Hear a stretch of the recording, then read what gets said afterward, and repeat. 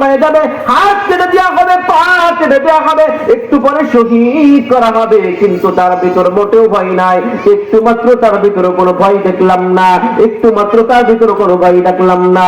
কোন রবের সামনে দাঁড়াইলে এত সুন্দর নামাজ পড়া যায়, কোন রবের সামনে এত সুন্দর কথা বলা যায়? আমি ওই রবের সাথে একটু কথা বলতে চাই, আমি ওই রবের সাথে একটু কথা বলতে চাই। যদি আমার যদি কথা বলতে চাও তাহলে তো তোমার কালিমা পড়ে মুসলমান হয়ে যেতে হবে। এবার সাঈদ ইবনে আমির আল-জুমাহি বলে, নবী গো, নামাজ দেখে পাগল হয়ে গিয়েছি, নামাজ দেখে পাগল হয়ে গিয়েছি, আমি ওই রবের সাথে কথা বলতে চাই, আমি ওই রবের সাথে একটু কথা বলতে চাই। নবী আমার বড় হাতটা বাড়ায় দাও। হযরত সাঈদ ইবনে আমির আল-জুমাহি হাতটা বাড়াই দিলেন। নবী হাতটা ধরে এবার বলে, সাঈদ রে পড়ে নাও, লা ইলাহা ইল্লাল্লাহু মুহাম্মাদুর রাসূলুল্লাহ। হযরত সাঈদ ইবনে আমির আল-জুমাহি কালিমা পড়ে মুসলমান হয়ে গিয়েছেন। মুসলমান ভাইরা আমার, হে মুনার মুসলমান, শুধুমাত্র জানাইতে চাই, সাহাবায়ে কেরামের নামাজ দেখে অমুসলিমরা মুসলমান হয়েছে। আমি আপনি নামাজ পড়ি, নামাজ আবার ভিডিও করে টোল করা হয়, ছেড়ে দেওয়া হয়। আরে কেমন নামাজ পড়লাম, মুসলমান তো নামাজও পড়তে চাই না, অথচ এই নামাজের জন্য রাসূলুল্লাহ সাল্লাল্লাহু আলাইহি ওয়াসাল্লাম দান শহীদ করেছে। নামাজ যেন প্রতিষ্ঠা হয়ে যায়, নামাজ যেন নামাজি ব্যক্তি যেন পৃথিবী ভরে যায়, এই জন্য রাসূলুল্লাহ সাল্লাল্লাহু আলাইহি ওয়াসাল্লাম দান শহীদ করেছে। তাইফের ভূমি রক্তে রঞ্জিত করেছে, প্রিয় মাতৃভূমি মায়ের দেশ বাবার দেশ ত্যাগ করেছে।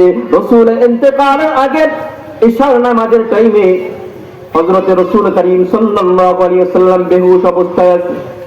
হঠাৎ করে ঘুষ করার পর আম্মাদের আয়েশা সিদ্দিকাকে ডেকে বলে, আয়েশা রে, কেমন সময়, কোন টাইম এখন? বলে, ইশার নামাজের রক্ত চলছে।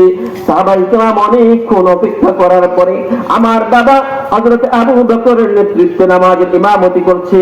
বলে, হযরত আবু বকরের নেতৃত্বে নামাজ শুরু করে দিয়েছে।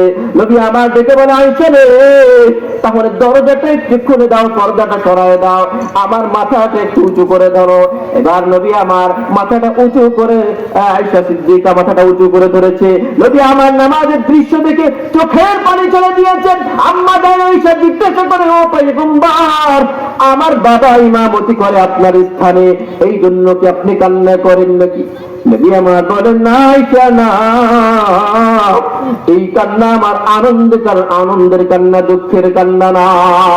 জানো আয়েশা, এই নামাজের ভিতরে আমি এমন দৃশ্য দেখতে পাইলাম, আমার উম্মতেরা কিয়ামত পর্যন্ত জামাতের সহিত এভাবে নামাজ পড়বে।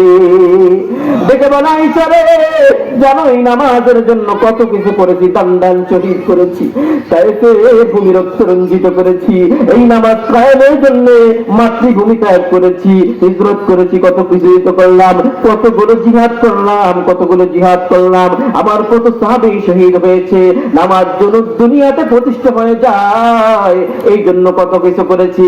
আজকে মুসলমান হওয়ার পরে নামাজ পড়ে না।